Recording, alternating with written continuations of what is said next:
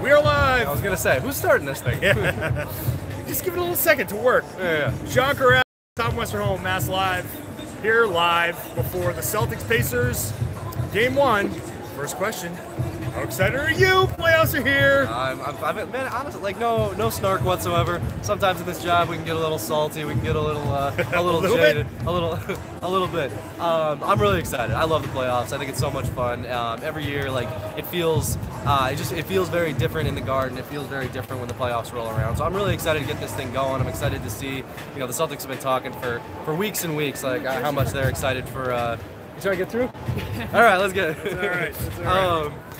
The Celtics have been talking for weeks about how excited they are to get to the playoffs. They aren't that excited about actually the regular season. So now we're finally here. The games finally matter. It's gonna be a good time. Yeah, it's a different feeling when you know that one loss brings you one step closer to the end of your season. Yep. It's a totally different feeling when you lose to Orlando, knowing we're just going to go to Miami next and whatever. Nice. So now here we are, Game 1.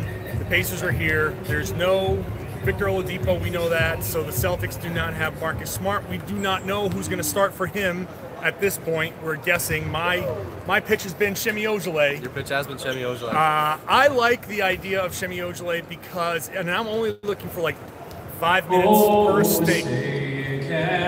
All right, national anthem practice. 5 minutes per stint for Semi Ojeleye. Boy, we have horrible timing with this. At least for standing. So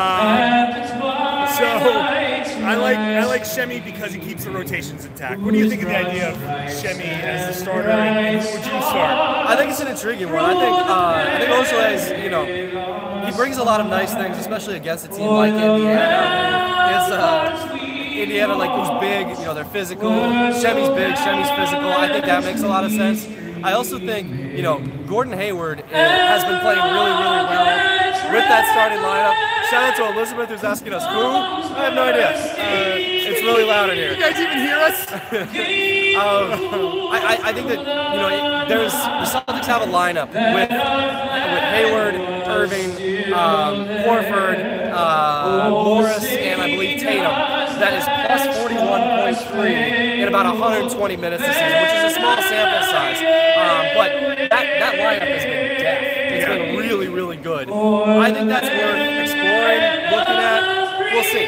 Shemi's an interesting one. Hayward would kind of screw up the rotations, which is something that you talked about. Yeah. I think that's a really good point, especially the way that Jalen and Hayward have been playing coming off the bench together. But that's so I guess that's where I would go with it. I think that Hayward is probably a good option, but Shemi would be interesting as well. I think your argument plays into my argument in that the lineup that you want is the one I want finishing the game. Sure, absolutely. And that lineup finishing the game doesn't mean that you can't start Hayward or Brown and finish the game with that lineup. You still obviously could, but my argument for Shemi would be to make sure that those guys. I think Brad made an interesting point with me where he said, if you want to avoid one of those guys who's finishing the game getting into foul trouble, maybe you start somebody else or put somebody else on that particular matchup. And Bojan Bogdanovic is their primary scorer. He's going to be the guy that is the most dangerous one. They're going to set picks for him. And if there's any risk of foul trouble, it's going to be when you're guarding him.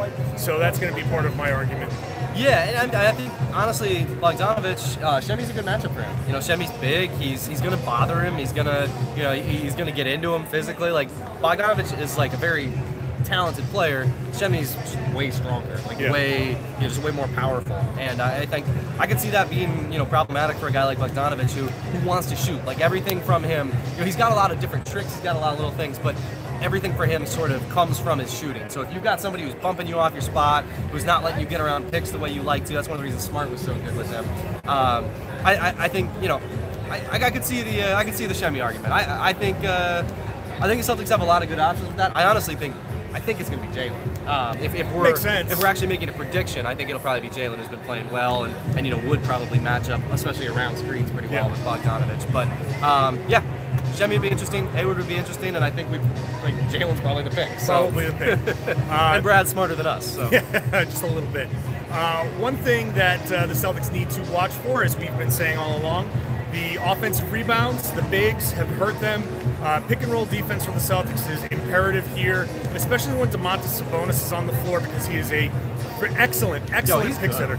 He's very really good. Sabonis is really good. Deceptively strong, like a good rebounder, and he's the type of guy that if the Celtics guards, it's really, I think, the guards that need to, Brad Stevens has referenced this as well, the guards need to help the bigs in pick and roll situations where if Al Horford is sliding over to protect a guard against the guard driving after Sabonis hits him with a good pick, it's the Celtics guards, Kyrie or Rozier or whoever's out there, that needs to kind of hit that guy, tag that guy as he's rolling to make sure he doesn't get a free run to the rim. So the guard play defensively, I think, is going to be, especially with Marcus Smart out, is going to be a very key thing here. If they can control that, then this could be a little bit of an easier game than expected. Oh, and Sabonis makes that harder because so many of his rolls are short rolls. So there's like just less time to tag him as he's going to the hoop. Yeah, no, I think, you know, I mean, I think guard play in general is going to be big. Like even, you know, even when you just go as surface level as, look,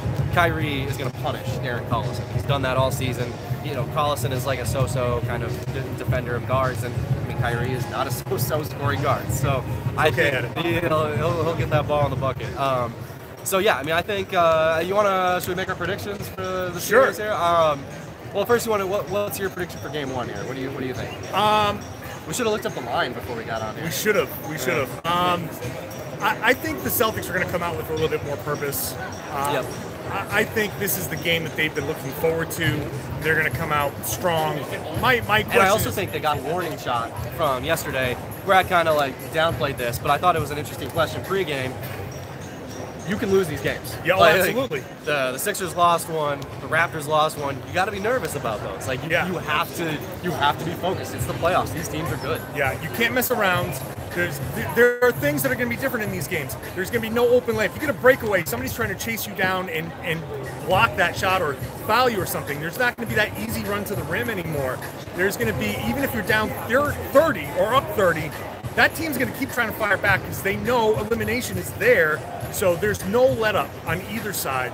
So I think the Celtics can come out and put up a big lead in Game 1. Will they hold it? That's going to be the question. Always the question with these guys. I'm going to say Celtics in 5. Okay. So I think it's going to be, like, the funny way to say it is they're going to lose Game 1 and then just because that would be the Celtics way, and then win the next 4. I'm going to bet that it'll go 2 wins in Boston, Indy wins Game 3, and that's the easiest way to do it, and then 4-5. Close game in Game 4, and then kind of a defeated Pacers team in Game 5. I could see that. I'm not going to go game by game. I have no idea. My pick is also Celtics in 5. We talked about this before.